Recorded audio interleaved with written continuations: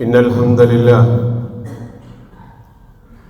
نحمده ونستعينه ونؤمن به ونتوكل عليه ونعوذ بالله من شرور أنفسنا ومن سيئات أعمالنا من يهده الله فلا مضل له ومن يضلله فلا هادي له وأشهد أن لا إله إلا الله وأشهد أن محمدا عبده ورسوله أرسله بالهدى ودين الحق ليظهره على الدين كله وكفى بالله شهيدا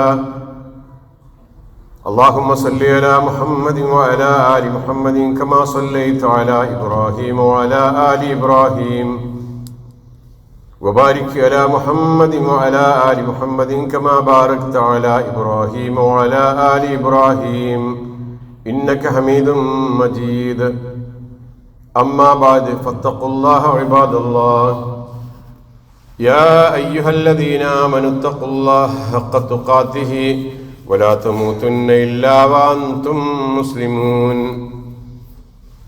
أعوذ بالله من الشيطان الرجيم بسم الله الرحمن الرحيم فإلهكم إله واحد فله أسلموا وبشر المخبتين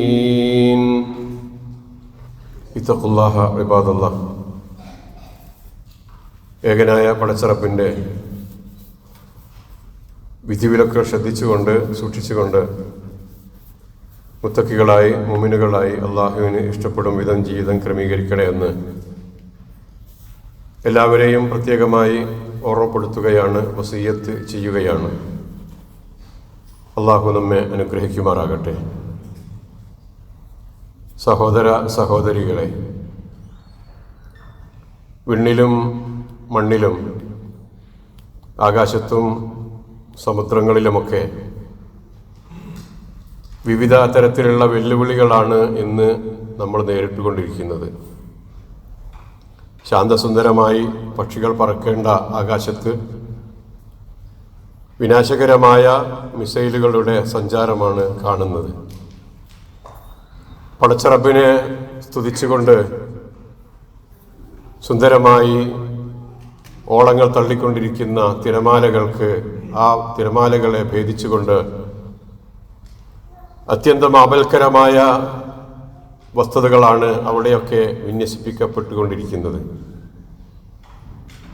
ഇവിടങ്ങളിൽ വിശ്വാസിക്ക് എടുത്ത് ഉപയോഗിക്കാനുള്ള ആയുധത്തെ സംബന്ധിച്ച് ഏറ്റവും ശക്തമായ പ്രതിരോധങ്ങളെ സംബന്ധിച്ച് ഒക്കെയാണ് കഴിഞ്ഞ ദിവസങ്ങളിലായി നമ്മൾ സംസാരിച്ചത്. അക്രമവും അനീതിയും ഒക്കെ നിരന്തരമായി നമ്മൾ കാണുന്നു. നമ്മളെ എവിടെയാണ് എന്ന്, നമ്മൾ എന്താണ് ചെയ്യുന്നത് എന്ന് ഏത് നിമിഷവും കണ്ടെത്താൻ സാധ്യമാകുന്ന വിധത്തിലുള്ള സംവിധാനങ്ങൾ ലോകത്ത് നമ്മുടെ മുമ്പിൽ ഒരുക്കി തന്ന്, എന്നിട്ട് ഞാനും നിങ്ങളും ഇരിക്കുന്ന റൂമുകളിലേക്ക് അവരുടെയൊക്കെ ആ വിനാശകരമായ സംഗതികൾ കടന്നു വരാനുള്ള സംവിധാനം അവരുടെ കൈകളിലായി കഴിഞ്ഞു. ലൊക്കേഷൻ എന്ന് പറയുന്നത് വളരെ എളുപ്പത്തിൽ ഇന്ന് ആളുകളെ ഹത്യ ചെയ്യാനുള്ള ഒരു എളുപ്പ വഴിയായി കണ്ടുകൊണ്ടിരിക്കുകയാണ്. നമ്മുടെ പക്കൽ പ്രതിരോധിക്കാൻ ആയുധങ്ങളില്ലാതിരിക്കാം, നമുക്ക് വേണ്ടത്ര സാമ്പത്തികമായ സ്രോതസ്സുകളില്ലാതിരിക്കാം, സ്വാധീനങ്ങളില്ലാതിരിക്കാം. പക്ഷെ നമ്മുടെ പക്കൽ ഈ പ്രപഞ്ചത്തിൻ്റെ രക്ഷിതാവായ അള്ളാഹുവിനോട് യാ റബ്ബ്, റബ്ബന എന്ന് വിളിക്കാനുള്ള അധികാരമുണ്ട് എന്ന് നമ്മൾ ഓർക്കണം. ആരെവിടെ ഏത് തരത്തിലുള്ള അതിശക്തമായ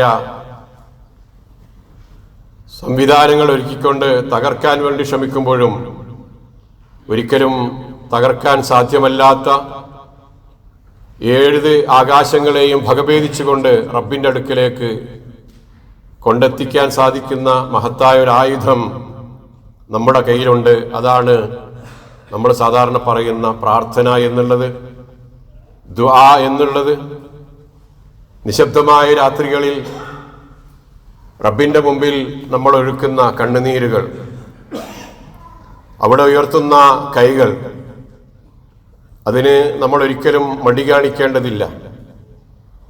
എത്ര ശക്തമായി നമുക്ക് അത് ചെയ്യാൻ സാധിക്കുമോ അങ്ങനെ നമ്മൾ ചെയ്യണം. നമ്മളെ പരീക്ഷിക്കാനാണ് ലോകത്ത് ഈ നടന്നുകൊണ്ടിരിക്കുന്ന കാര്യങ്ങളൊക്കെ. പ്രാർത്ഥിച്ച് പ്രാർത്ഥിച്ച് മടുപ്പ് തോന്നിയോ, എന്നിട്ടത് നിർത്തിക്കളഞ്ഞോ എന്ന് എന്നെയും നിങ്ങളെയും ഒക്കെ പരീക്ഷിച്ചു കൊണ്ടിരിക്കുകയാണ്. ആ പരീക്ഷണത്തിൽ നമ്മൾ പരാജിതരാകരുത്. നമ്മുടെ പ്രാർത്ഥന എന്ന അതിശക്തമായ ആയുധം നമുക്കും നമ്മുടെ ചുറ്റുമുള്ളവർക്കുമൊക്കെ ഉപകാരപ്പെടുന്ന വിധത്തിൽ അത് ഉപയോഗപ്പെടുത്താൻ ഇത്തരുണത്തിൽ നമുക്ക് സാധ്യമാകേണ്ടതുണ്ട് എന്നതിലേക്കുള്ള ചില സൂചനകൾ നൽകാനാണ് ഇന്നത്തെ ഖുത്ബയിലൂടെ ആഗ്രഹിക്കുന്നത്. ഞാൻ നിങ്ങളെ ഓതിക്കൽപ്പിച്ച സൂറത്തുൽ ഹജ്ജിലെ 34-ാമത്തെ വചനം, ഫഇലാഹുക്കും ഇലാഹും വാഹിദ്, നിങ്ങളുടെ ഇലാഹ് ഏകനായ ഇലാഹാണ്, ആരാധ്യൻ ഒന്ന് മാത്രമാണ്. ഫലഹു അസ്ലിമു, നിങ്ങൾ അവന് കീഴ്പ്പെടണേ, നിങ്ങൾ അവന് വിധേയരാകണേ. ഫബശ്ശിരിൽ മുഖ്ബിത്തീൻ, മുഖ്ബിത്തീങ്ങൾക്ക് സന്തോഷവാർത്ത അറിയിക്കൂ എന്ന്. ഈ ഒരു തവണ മാത്രമാണ് ഈ ഒരു പദം ഉപയോഗിച്ചത്, മുഖ്ബിത്തീൻ എന്ന് എന്നെയും നിങ്ങളെയും ഒക്കെ പരിചയപ്പെടുത്തിയത്. മുഖ്ബിത്ത് എന്നാൽ അള്ളാഹുവിൻ്റെ മുമ്പിൽ ഹൃദയമൊരുകി പ്രാർത്ഥിക്കുക എന്നാണ്. അള്ളാഹുവിൻ്റെ മുമ്പിൽ ഹൃദയം തട്ടി നിൽക്കുക എന്നതാണ്. നമ്മുടെ കൈകൾ ഉയരുന്നതിനനുസരിച്ച് നമ്മുടെ ഹൃദയവും ഉയരുന്നു, നമ്മുടെ മനസ്സും ഉയരുന്നു. അങ്ങനെ ഉയരുന്ന പ്രാർത്ഥനയെ സംബന്ധിച്ചാണ് അള്ളാഹു ഇവിടെ സൂചിപ്പിക്കുന്നത്. എന്തിനാണ് അങ്ങനെ പറഞ്ഞതെന്നറിയോ? നമ്മുടെ ജീവിതത്തിലെ വ്യത്യസ്ത തരത്തിലുള്ള ആരാധനാകർമ്മങ്ങൾ, ആ ആരാധനാകർമ്മങ്ങളിലൊക്കെ ഏറ്റവും പ്രത്യേകമായതും അള്ളാഹുവിന് ഏറ്റവും കൂടുതൽ ഇഷ്ടകരമായതുമായ കാര്യം എന്നുള്ള നിലക്ക് അള്ളാഹു നമ്മളെ കേൾപ്പിച്ചിരിക്കുന്ന, അള്ളാഹുവിൻ്റെ പ്രവാചക സല്ലല്ലാഹു അലൈഹി വസല്ലമയുടെ കേൾപ്പിച്ചിരിക്കുന്ന ഒരു കാര്യമുണ്ട്. അത് ഫഅൻ അബീ ഹുറൈറത റളിയല്ലാഹു അൻഹു അന്ന റസൂലല്ലാഹി സ്വല്ലല്ലാഹു അലൈഹി വസല്ലമ ഖാൽ ലൈസ ശൈഉൻ അക്രമ അലല്ലാഹി മിനദ് ദുആ. പടച്ചവൻ ഏറ്റവും കൂടുതൽ ഏറ്റവും കൂടുതൽ ബഹുമാനം തോന്നുന്ന, ഒരാളോട് ഏറ്റവും കൂടുതൽ ആദരവ് തോന്നുന്ന ഒരു നിമിഷമെന്ന് പറയുന്നത് പടച്ചവനിലേക്ക് അയാൾ അടുക്കുമ്പോൾ ആണ് എന്നാണ്. നമ്മൾ ഒരാളോടൊരു കാര്യം നിരന്തരമായി കുറേ തവണ ആവശ്യപ്പെട്ടാൽ, ഒരു തവണ ചോദിച്ചു, രണ്ടാമതും ചോദിച്ചു, മൂന്നാമതും ചോദിച്ചാൽ അയാൾ നമ്മളെ ആട്ടിയകറ്റും. പിന്നെ ആ കാര്യം നമുക്ക് ഒരുപക്ഷെ അനുവദിക്കാതിരുന്നേക്കാം. എന്നാൽ റബ്ബ് അങ്ങനെയല്ല. റബ്ബിൻ്റെ അടുക്കലേക്ക് നമ്മൾ ചെന്നില്ലെങ്കിലാണ് റബ്ബിന് പരാതി. റബ്ബിനോട് നമ്മൾ പ്രാർത്ഥിച്ചിട്ടില്ലെങ്കിലാണ് അള്ളാഹുവിന് പരാതി. അവരെ പരിചയപ്പെടുത്തിയത് എങ്ങനെയാണെന്നറിയോ? വഖാല റബ്ബുക്കും ഉദ്ഊനി അസ്തജിബ് ലക്കും ഇന്നല്ലദീന യസ്തക്ബിറൂന അൻ ഇബാദത്തി സയദ്ഖുലൂന ജഹന്നമ ദാഖിരീൻ. റബ്ബ് പറയാ, നിങ്ങൾ എന്നോട് ചോദിച്ചോളൂ, ഞാൻ നിങ്ങൾക്ക് ഉത്തരം ചെയ്യാം. ഇന്നല്ലദീന യസ്തക്ബിറൂന അൻ ഇബാദത്തി, എന്നോട് പ്രാർത്ഥിക്കാതെ മാറി നിൽക്കുന്ന ആളുകളുണ്ടല്ലോ, അവരെ മുസ്തക്ബിരീൻ എന്നാ അള്ളാഹു വിളിച്ചത്, അഹങ്കാരികൾ എന്നാ വിളിച്ചത്. എനിക്ക് റബ്ബിന്റെ സഹായമൊന്നും ആവശ്യമില്ല, ജീവിതത്തിൽ ആകേണ്ടതൊക്കെ ആയിക്കഴിഞ്ഞിട്ടുണ്ട്, ഇനി ചോദിക്കാനും പറയാനും നേടാനും ഒന്നും ജീവിതത്തിലില്ല, എല്ലാം ഞാൻ നേടിക്കഴിഞ്ഞിട്ടുണ്ട്, അങ്ങനെ ഒരു പ്രാർത്ഥനയുടെ ആവശ്യമില്ല എന്ന് പറഞ്ഞുകൊണ്ട് ചോദിക്കുന്നത്, അങ്ങനെ ചോദിക്കാതിരിക്കുന്നവരെ സംബന്ധിച്ചാണ് പറഞ്ഞത് മുസ്തക്ബിരീൻ, അഹങ്കാരികളായ ആളുകൾ എന്ന. അപ്പോൾ പടച്ചവനോട് പ്രാർത്ഥിക്കുന്നത് അവനെ ഏറെ ഇഷ്ടകരമാണ്.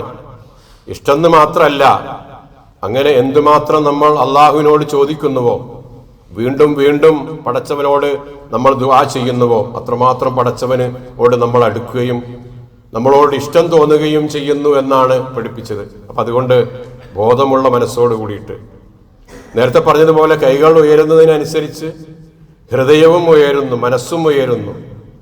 ആ രണ്ടും കൂടെ ചേർത്ത് വെച്ചുകൊണ്ട് ഉള്ള പ്രാർത്ഥനകൾ നടത്തുക എന്നതാണ്.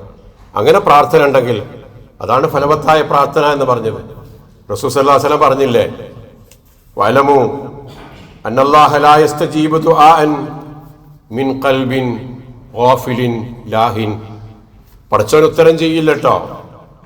വിനോദകരമായ അല്ലെങ്കിൽ അശ്രദ്ധമായ വിധത്തിൽ ഏർപ്പെട്ടുകൊണ്ട് ആ രൂപത്തിലായിക്കൊണ്ട് പടച്ചവനോട് പ്രാർത്ഥിക്കുന്നവന്റെ പ്രാർത്ഥന അള്ളാഹു സ്വീകരിക്കുകയില്ല എന്ന് അള്ളാഹു പഠിപ്പിക്കുന്നു. അള്ളാഹുവിന്റെ പ്രവാചക സല്ലല്ലാഹു അലൈഹി വസല്ലമയോടെ പഠിപ്പിക്കുന്നുണ്ട്. അപ്പൊ നമുക്ക് നമ്മുടെ പ്രാർത്ഥനകൾ വിലയുള്ളതാകണം, ശക്തിയുള്ളതാകണം, അതുകൊണ്ട് കാര്യമുള്ളതാകണം. കാരണം നമ്മൾ ആരോടാ ചോദിക്കുന്നത്? അജയ്യനായ അള്ളാഹുവിനോടാണ് ചോദിക്കുന്നത്. ഏറ്റവും പടച്ചവന്റെ സൃഷ്ടികളിൽ വെച്ച് ഒരുപക്ഷെ ജനിച്ചു വീഴുമ്പോൾ ഒന്നിനും കഴിവില്ലാത്ത, ജനിച്ചു വീഴുമ്പോൾ എന്തെങ്കിലും ഒരു കാര്യത്തിന് കഴിവില്ലാത്ത, കരയാൻ മാത്രം അറിയാവുന്ന സൃഷ്ടിജാലങ്ങളോടാണ് ഈ പറയുന്നത്. അവരോടാണ് പ്രാർത്ഥിക്കാൻ വേണ്ടി ആവശ്യപ്പെടുന്നത്. വിനയത്തോടുകൂടി മുഖ്ബിത്തീങ്ങളായിക്കൊണ്ട്, വിനയം കാണിച്ചുകൊണ്ട്, മനസ്സുരുകിക്കൊണ്ട് ആ റബ്ബിന്റെ അടുക്കലേക്ക് നിങ്ങൾക്ക് അടുക്കാൻ സാധിക്കണേ എന്ന് അള്ളാഹു നമ്മളെ കേൾപ്പിക്കുന്നത്. അങ്ങനെ വിനയാന്വിതനായി പ്രാർത്ഥിക്കുന്ന ഒരു വ്യക്തിയോട് തൻ്റെ ഒരു അടിമ പ്രാർത്ഥിക്കുമ്പോൾ അതിശക്തനായ അള്ളാഹു, അജയ്യനായ അള്ളാഹു, ലോകത്തിന്റെ ഉടമസ്ഥനായ അള്ളാഹു എത്ര കൊടുത്താലും ഒന്നും തന്നെ ചോർന്നു പോകാത്ത, തീർന്നു പോകാത്ത, അവിടെയെങ്കിലും ഏതെങ്കിലും തരത്തിലുള്ള ഒരു ചെറിയ വിടവ് വന്ന് ഒരു ചെറിയ കുറവ് വന്ന് പടച്ചവൻ എത്ര കൊടുത്താലും തോന്നാത്ത വിധത്തിലുള്ള അനുഗ്രഹങ്ങളുടെ ദാതാവായ പടച്ച റബ്ബിനോടാണ് നമ്മൾ ചോദിക്കുന്നത്.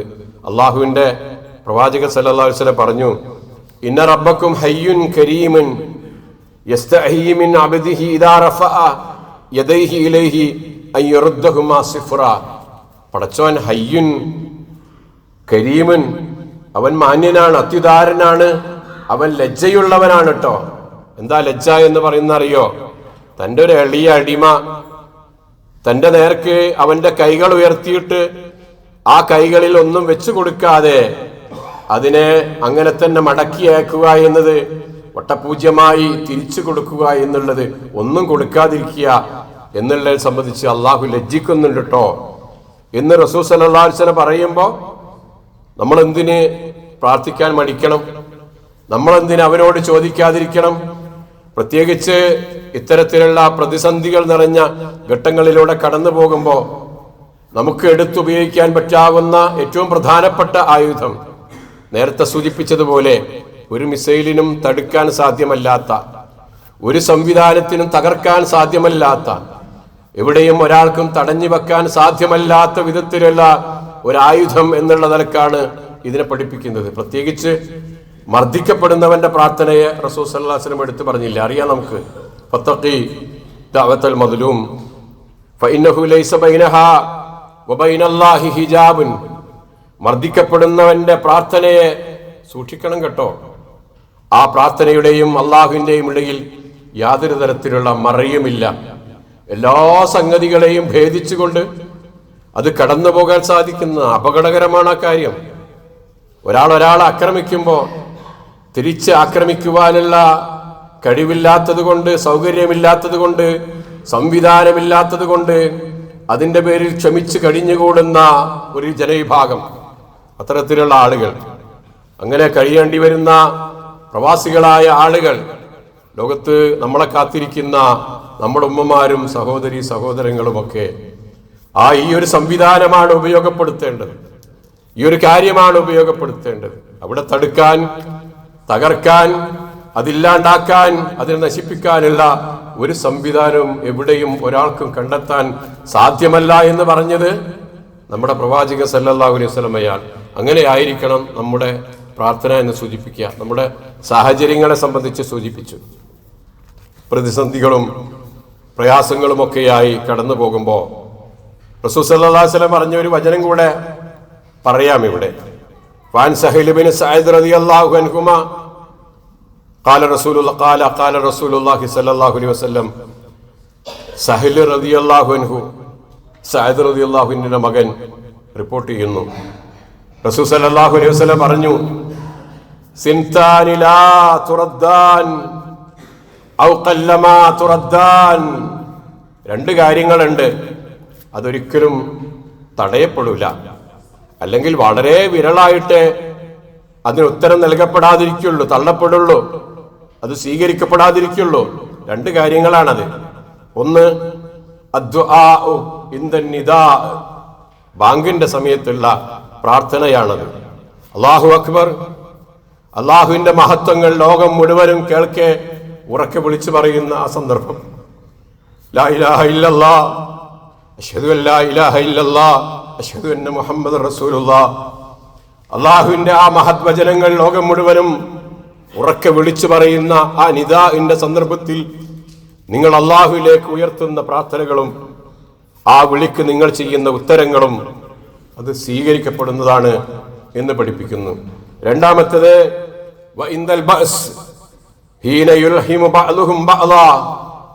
പരസ്പരം പോരാടിക്കൊണ്ടിരിക്കുന്ന, ഏറ്റുമുട്ടിക്കൊണ്ടിരിക്കുന്ന യുദ്ധത്തിന്റെയും സംഘട്ടനങ്ങളുടെയും സമയങ്ങളിൽ നടത്തുന്ന പ്രാർത്ഥനകളുണ്ടല്ലോ, അവിടെ കാപട്യമില്ല, അവിടെ ആരെയും കാണിക്കാനല്ല.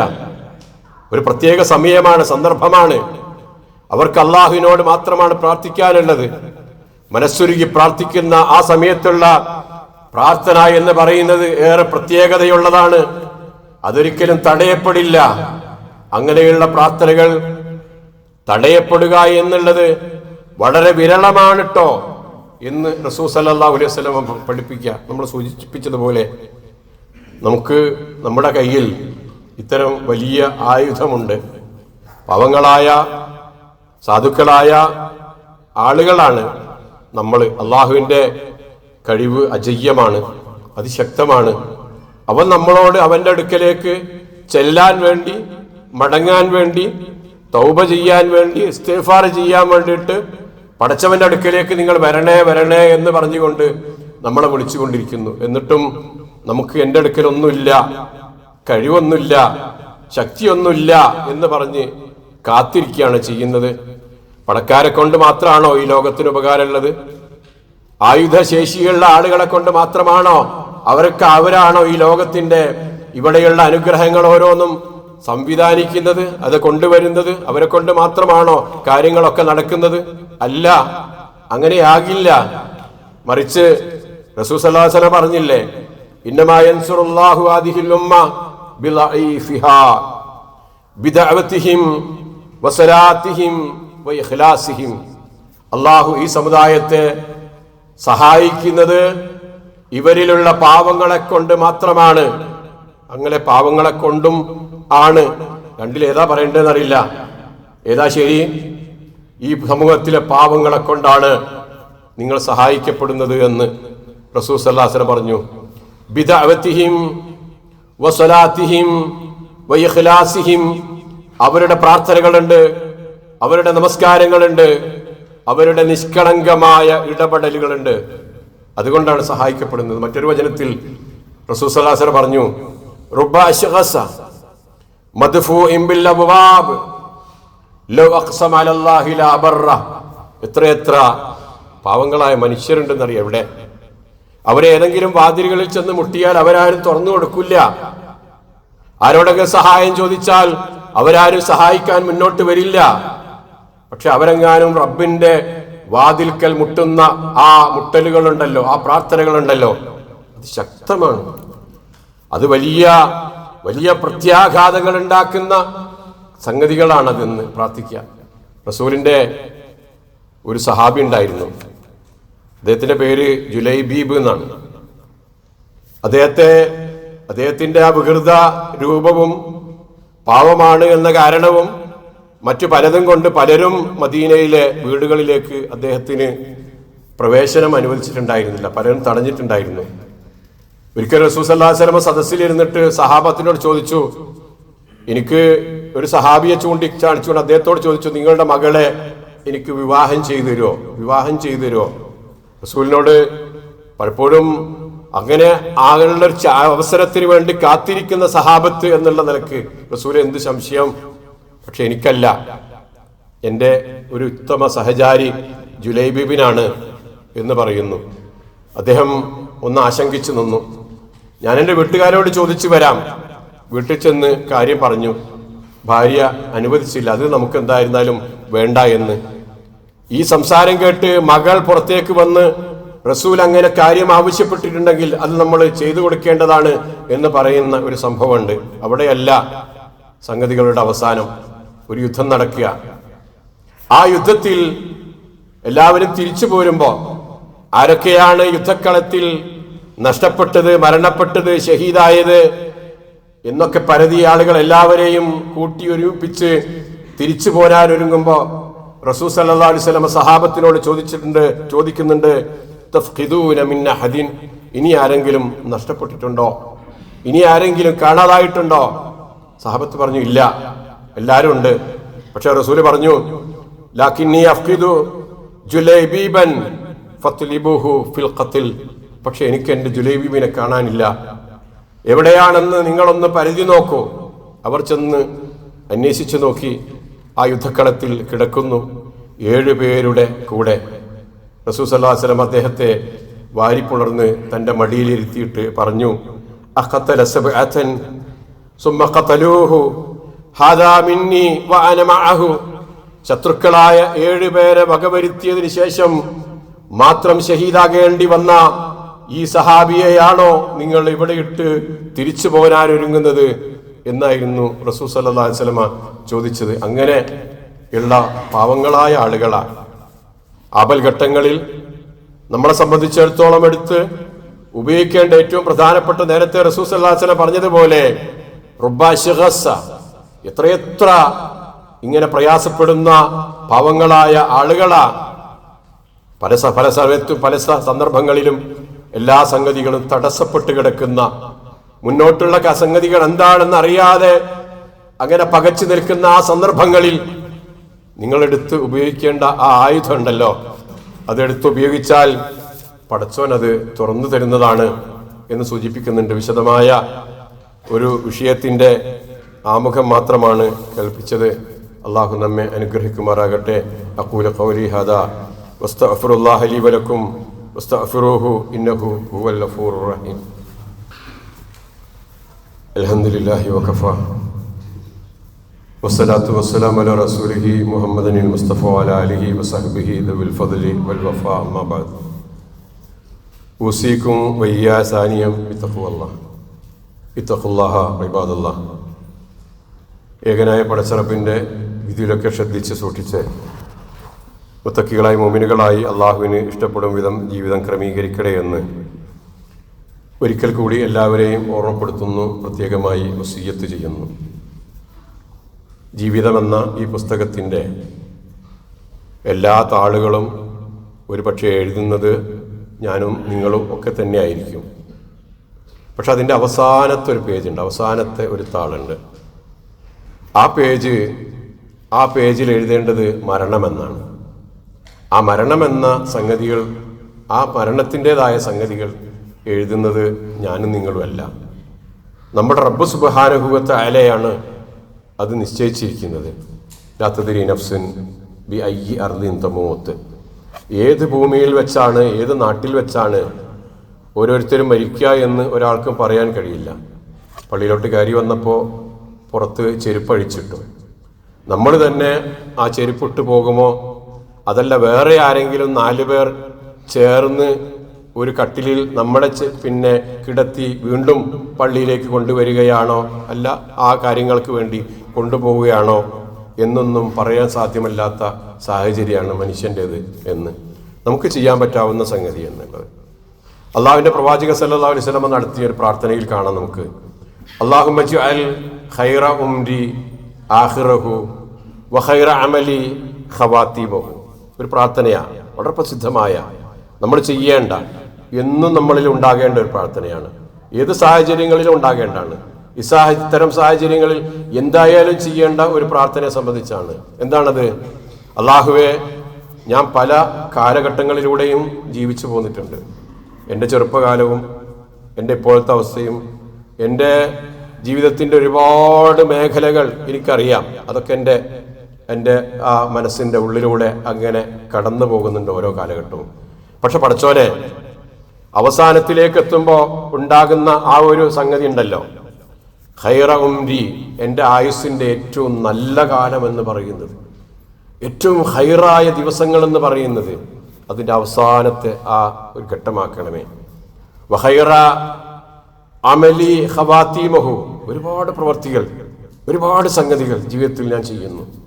പക്ഷെ ചെയ്യുന്നതിൽ വെച്ച് ഏറ്റവും മെച്ചപ്പെട്ട അമല് എന്ന് പറയുന്നത്, അതിൽ ഏറ്റവും ഉത്തമമായ അമല് എന്ന് പറയുന്നത് അവസാന ദിവസങ്ങളിൽ, അവസാനത്തെ ആ പേജുകളിൽ നിറഞ്ഞു നിൽക്കുന്ന ആ ഒരു ജീവിതത്തിന്റെ അവസാനത്തെ, ആ പുസ്തകത്തിന്റെ അവസാനത്തെ പേജിൽ എഴുതാൻ പറ്റാവുന്ന സംഗതികളാകണേ. ഏറ്റവും മെച്ചപ്പെട്ട അമലതാക്കി മാറ്റണേ എന്ന് എന്നോടും നിങ്ങളോടും ഒക്കെ പ്രാർത്ഥിക്കാൻ വേണ്ടി അള്ളാഹുവിന്റെ പ്രവാചകൻ സല്ലല്ലാഹു അലൈഹി വസല്ലം പഠിപ്പിച്ചിരിക്കുക. ഈ ജീവിതം എന്നത് നമ്മളൊരു ട്രെയിൻ കയറാൻ വേണ്ടിയിട്ട് കാത്തു നിൽക്കുന്ന ആളുകളെ പോലെയാണ്. കുറേ ആളുകൾ വരുന്നു, കയറുന്നു, കുറേ ആളുകൾ ഇറങ്ങുന്നു. എവിടെയാണ് ഇതിലുള്ള ആളുകളൊന്നും ഇറങ്ങുന്നത് എന്ന് നമുക്കറിയില്ല. അങ്ങനെ പോകുന്ന ആ ഒരു യാത്രയിൽ റസൂൽ സല്ലല്ലാഹു അലൈഹി വസല്ലം പറഞ്ഞു, കുൻ ഫിദ്ദുനിയ കഅന്നക ഗരീബ് ഔ ആബിറു സബീൽ. നീ ഈ ദുനിയാവിൽ ഒരു വിദേശിയെ പോലെയാകണം. നമ്മൾ വിദേശിയാണ്.